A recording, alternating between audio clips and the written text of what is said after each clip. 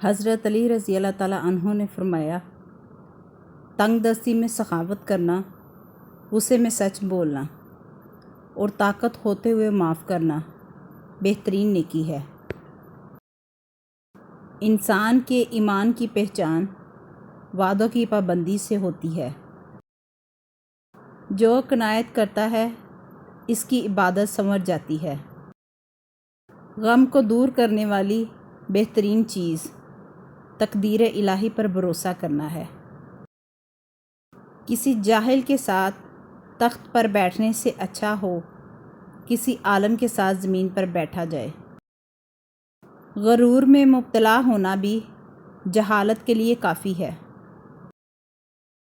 جس آدمی کی زبان خراب ہو جاتی ہے اس کا نصیب بھی خراب ہو جاتا ہے۔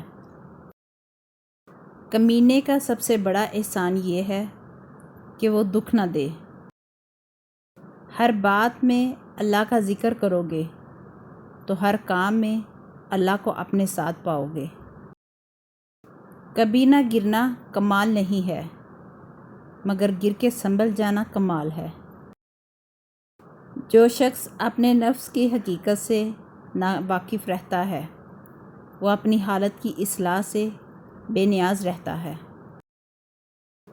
دنیا کی تلخی آخرت کی خوشگواری ہے اور دنیا کی خوشگواری آخرت کی تلخی ہے۔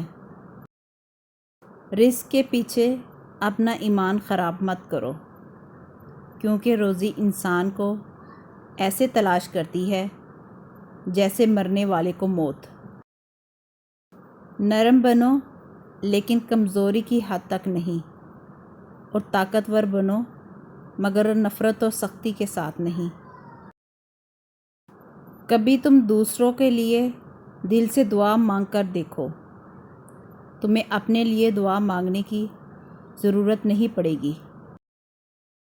ایک سچا چاہنے والا آپ سے ہر طرح کی بات کرتا ہے، ہر موضوع پہ بات کرتا ہے، جبکہ دھوکہ دینے والا صرف پیار کی بات کرتا ہے۔ حرام کھا کر عبادت کرنا ایسے ہے جیسے ریت پر محل بنانا یا مٹی میں عمارت کھڑی کرنا۔ جسے جلدی سے موت آ جاتی ہے وہ مہلت کا خواہ ہوتا ہے، اور جسے مہلت زندگی دی گئی ہے وہ ٹال مٹول کرتا رہتا ہے۔ ہر وہ محبت جس میں لالچ ہو اس کا آخر مایوسی ہوتا ہے۔ مومن کی جان ہر وقت امتحان اور مصیبت میں رہتی ہے۔ غصے کو پی جاؤ کہ نتیجہ کے لحاظ سے میں نے اس سے میٹھا اور اختتام کے لحاظ سے اس سے لذیذ گھونٹ نہیں دیکھا ہے۔ دولت، رتبہ اور اختیار ملنے سے انسان بدلتا نہیں بلکہ اس کا اصلی چہرہ سامنے آ جاتا ہے۔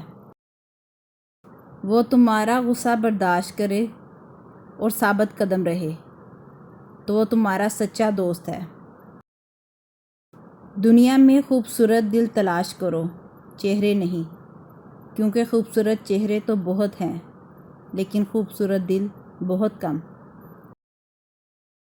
ایک زمانہ ایسا بھی آئے گا کہ لوگ اپنے رب کو بھول جائیں گے، لباس بہت قیمتی پہن کر بازار میں اکڑ اکڑ کر چلیں گے اور اس بات سے بے خبر ہوں گے کہ اسی بازار میں ان کا کفن بھی موجود ہے۔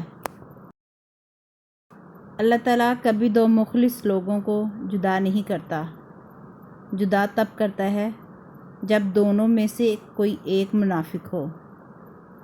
اللہ کبھی مخلص کو منافق سے نہیں جوڑتا۔